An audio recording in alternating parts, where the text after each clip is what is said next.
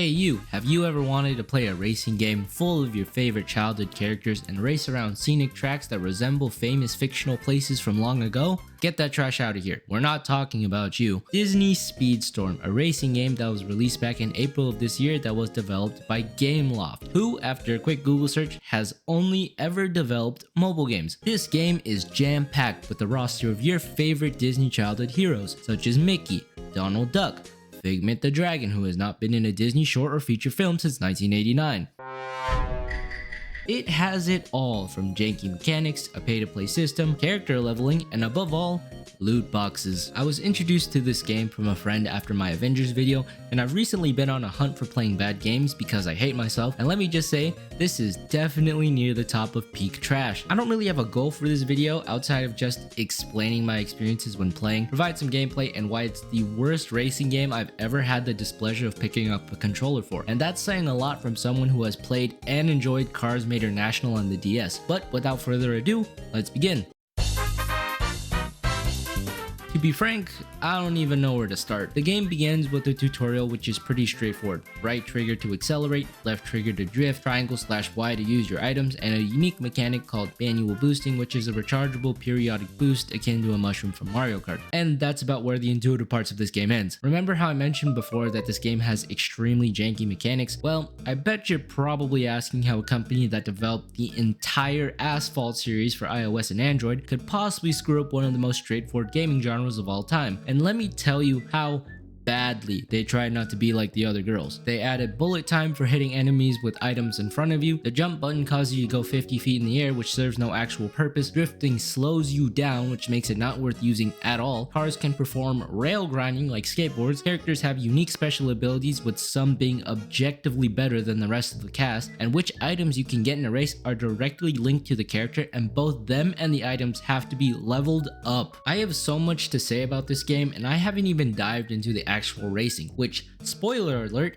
is not that fun. Let's get into that, shall we? Listen, I'm a fan of racing games. I play time trials religiously on Mario Kart, and I've played the Real Racing and Need for Speed series. The only reason I'm not a car guy in real life is because I've played Yu-Gi-Oh! And I don't need another expensive hobby ruining my life. But oh my god, the racing is the most boring, tedious thing I've ever played. To put it into perspective, imagine if you had a Mario Kart game where you were locked to 100cc, every track was from Mario Kart World Tour, and that some characters are inherently faster than you because of the size of the player's wallet. Let me show you what I mean. Here is one multiplayer race that I played, and after this game, I never once played online ever again. The race starts with me getting a perfect boost and taking first, and after that one moment, I never sniffed the top 3 for the rest of the race. Look at how fast this person is going compared to me, which by the way is Elizabeth Swan, who, you guessed it, is only unlockable by purchasing her in the shop. In fact, if you look at the top 3, all of them are shop exclusive characters, which means the people behind these players have spent real life currency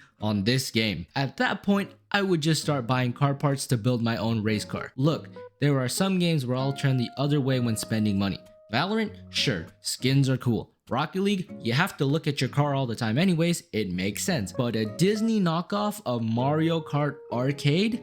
I don't know about that. The racing is just not fun at all. It's mind-numbingly boring, and I mean that in the nicest way possible. The tracks have very little variation in obstacles, there's too many straightaways, which is a problem if you are in the lead but don't have a good character, and the items do very little in gaining an advantage unless you are right up next to another opponent. If I'm using a free-to-play character and I just so happen to end up in dead last, the chances of me actually catching up to the rest of the pack are super low because there's no comeback or equalizing mechanics other than manual boost charging yourself that a lot of other racing games have. I also want to dive into the leveling and stat system because my god, is it also annoying. I mentioned before that characters and cars have to be leveled up, and this is done through 2 ways, with neither of them actually involving playing your character. Leveling up is not experience based. Instead, you get something called Nitro, which is the materials you use to level up your character. The first method to getting Nitro is through daily rewards for logging in, which sounds great, but the higher you go in levels, the more materials you need, so then it spirals into you having to log in once a day for a few weeks just to get one level. I haven't played the game long enough to actually get to that point, but I do know that's what happens because that's how gacha games also get you to keep playing. The second method is through grinding the season tour, which is a monthly rotation of maps where you get rewards for completing chapters. It's simple and you can knock it out in a couple of sessions, but at the same time, there's only like 8 to 10 chapters per season tour, meaning you have to wait another month just to level up your character. And if all of that sounded bad, the stat system is even worse. For one, the numbers that are displayed next to your character are completely arbitrary. Look at Donald's stats. How does a speed stat of almost 2,000 translate to a max speed of 164 kilometers an hour? Which, for my fellow Americans, translates to 102 freedom units per 60 minutes. On top of that, in order to shove as many Disney characters as possible without making them all racers, they have something called badges, which are stat buffs to your characters. And before you ask, yes, you can buy badges, with most of the higher tier ones being locked behind a paywall. It's like the developers actively designed the game to be as least free-to-play friendly as possible so that you're incentivized to spend money because of how trash the beginner characters are and how inconvenient it is to grind. Oh yeah,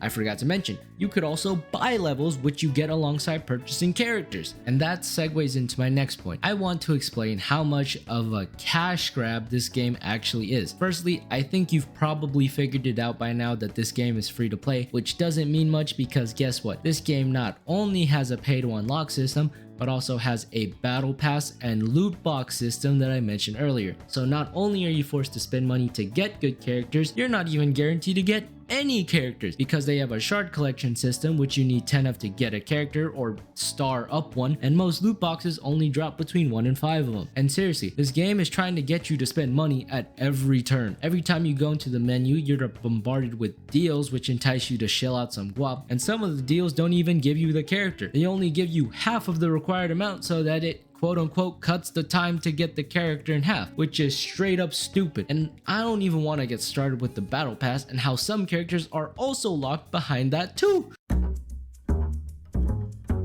Honestly, this game really just feels like an asphalt game with Disney and Pixar IP characters and developed with the same mindset from the people who made Diablo Immortal, and not in the good way. I say this because a lot of the mechanics and gameplay design that Gameloft uses for that series carries on to this game. You can especially see this in the animation for drifting and the manual boosting mechanic. It's basically those games with the Mickey coat of paint on it. I compare this game to Mario Kart a lot, but that's because in terms of racing games, it's the closest franchise comparison, because trying to compare it to Asphalt is like trying to compare the gameplay of Pokemon Platinum to Pokemon Black and White.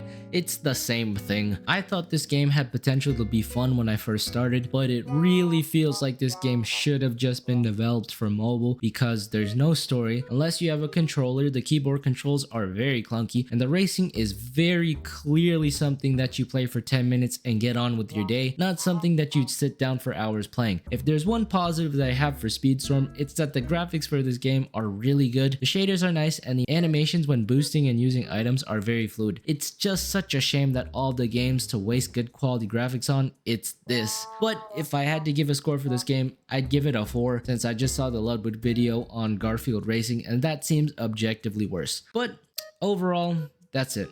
Subscribe and have a good day.